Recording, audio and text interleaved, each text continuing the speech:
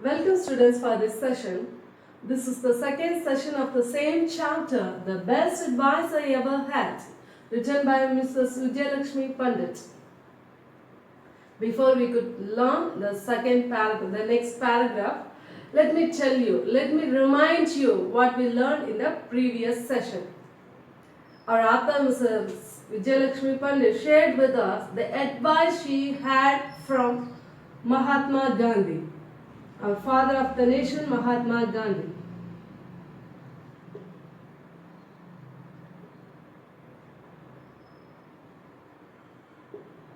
And she also shared with us how the advice helped her in her personal life.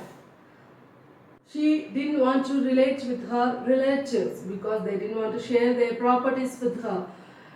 But the advice of Mahatma Gandhi helped her to reconcile with her relatives and to feel happy and peace within herself. So in this session, we are going to learn how the same advice helped her in her professional life. In the previous session, we learned how the advice helped her in personal life. In this session, we are going to learn how this advice helped her in professional life. Now let's move on to the lesson. This small gesture was the beginning of a significant change in me. A year and a half later, I was in New York as a leader of the Indian delegation to the United Nations. Important to us was India's complaint regarding the treatment of people of Indian origin in South Africa. Harsh things were said by both sides. I resented the manner in which my opponents made personal attacks harmful to India's prestige into mine. I struck back with the same sharp weapon. After having reconciliation with her relatives, a year and a half later she was in New York. As a leader, she was representing India to the United Nations. In that time, there was a problem that the Indian origin were not treated well by the South Africa people. So Mrs. Vijayalakshmi Pandit wanted to go and meet the opponent team behalf of Indian people. So in that meeting, she wanted to talk with them in a polite manner, in calm manner. But the opponent team used the harsh words to attack India and her. So she lost her patience and she replied them in the way they replied to her. But to say in a proper way that she also used the harsh word to reply them as they were replying. Then, after a distressing duel of words, I suddenly thought of Gandhiji. Would he approve? To him means were as important as the end. In the long run, perhaps more important. What if we succeeded in getting our resolution passed by questionable tactics that injured our self-respect? And after this, she was reminded of Gandhiji. She was thinking whether in her place, if Gandhiji is there, whether he will talk like her. Absolutely no, because he is a very calm and composed man. He used to reply them in a polite and calm manner, whatever the situation may be. Before going to bed that night, I resolved that, come what might, no word of mine would be lightly used in the UN. From then on, I lifted the debate back to where it belonged, refusing to retaliate to personal attacks or to score a cheap point. Our opponents met us on the new level, and from then we argued the case or its merits. Yes. After this, before going to bed, we used to think, what happened in the whole day. The same way she also was thinking, and she thought of not to continue as she was doing the previous day, that day. Okay. So in next day meeting, she went there. She was talking with them in a polite manner. The opponent team also understood, and they were also very calm. They both talked up to the point. They didn't talk the way they can hurt others. They talked up to the point. They didn't want to hurt each other. Before leaving the committee room on their last day, I went up and spoke to the leader of the opposing delegation. I have come to ask you to forgive me if I have hurt you by any word or action in this debate. She was going to the leader of the opponent team and telling them and asking for their forgiveness if her words or action anything hurt them. He shook my hand warmly and said, I have no complaint. Yes, the leader of the opponent team shook his hand with her and he said that I have no complaint, don't worry, ma'am. It was good to feel right with him, but even better to feel right with myself. Once more, Gandhiji advice had saved me from myself. Yes, when she had asked for forgiveness, she felt that her relationship with the opponent team was good.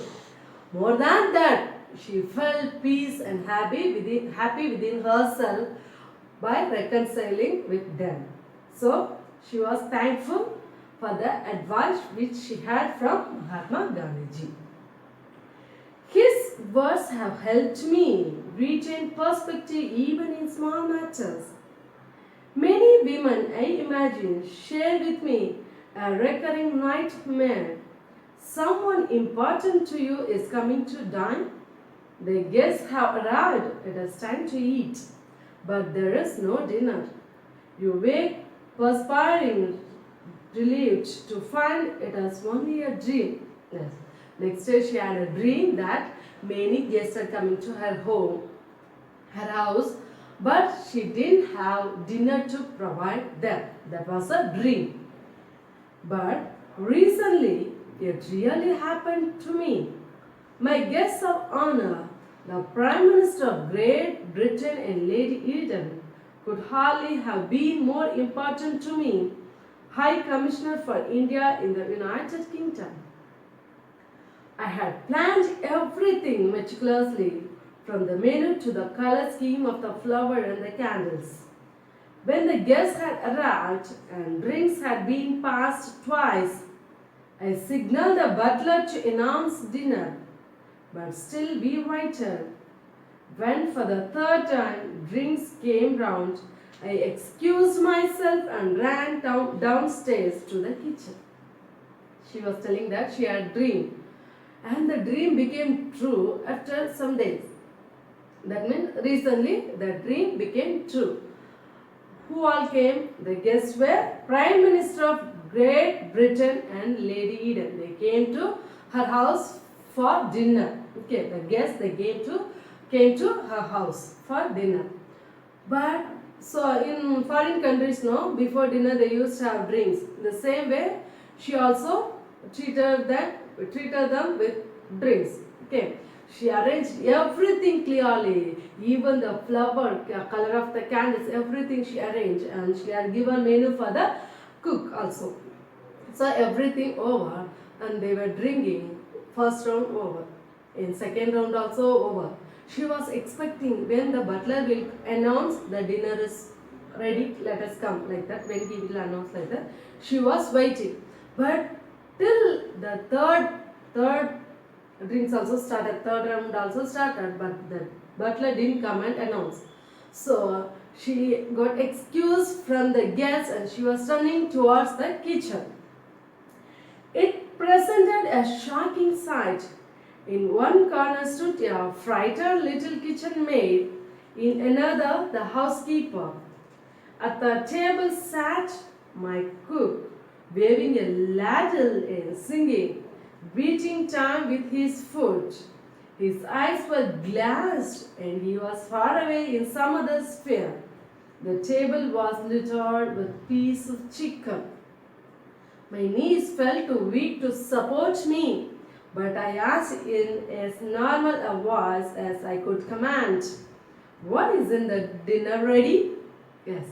As she was going to kitchen, she saw on the table there was piece of chicken spread here and there, and the cook was standing there and singing something. It means he was drunk. So she got angry. She couldn't even stand But still she controlled her anger and she was asking in an ordinary way that why isn't the dinner ready? Why you didn't announce? Isn't the dinner ready? Like that she was asking to the cook. But it is ready, madam, my cook chanted. Already everybody sit down, sit down. Yes. Cook was telling that, yeah, why madam, it is ready already. Like that he was telling and asked the guest to sit down, sit down. I was furious. It was on the tip of my tongue to say, get out, you are dismissed. When I thought of the counsel that had calmed me so many times, if I lost control, I would only hurt myself. Yes, she was angry. She wanted to tell the cook to go out, get out from that place. But she was thinking about the counsel. The guests are here. We should not talk anything. We should not be angry like that. She was thinking and she calmed herself. And she also was reminded that if she was angry, it hurts her than hurting the cook or someone. It hurts her more than them, it hurts her. So she was thinking and she was very quiet. I pulled myself together. Let's get something on the table, I said. As after controlling herself, she pulled herself to be controlled. She was telling, yeah, if food is ready, keep it on the table. Everyone pitched in. The food servant wasn't quite what the menu described.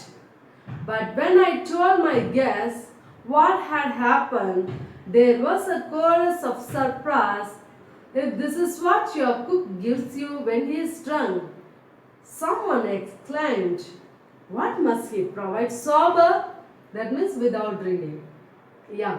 So the food was ready and the guests came for dinner and she was explaining them who Mrs. Vijayalakshmi Pandit was explaining them what had happened because the menu was not as she was described. So she was explaining to the guest that her butler, her cook was drunk. So they were surprised because they were telling, if this is what your cook gives you when he is drunk, because already the food is very tasty. She is asking for the pardon. She was telling them that the cook is drunk, so the food was not up to the mark. But they were telling already the food is tasty. Even your cook drank also, he cooked very well the food like that. The relief in my laughter must have sounded a little hysterical. My perspective restored. I realized that a dinner party, however important, is not the pivot of existence. To retain a sense of proportion is as important as being able to keep one's heart free from hatred. For all of us, no matter what our work, the advice Gandhiji gave me is meaningful. No one can harm you but yourself. Yes. After she was so happy with her guests and she was laughing, and at last she was end up with the advice which Gandhiji said to her that no one can harm you except yourself. Yes. I hope you understood this lesson.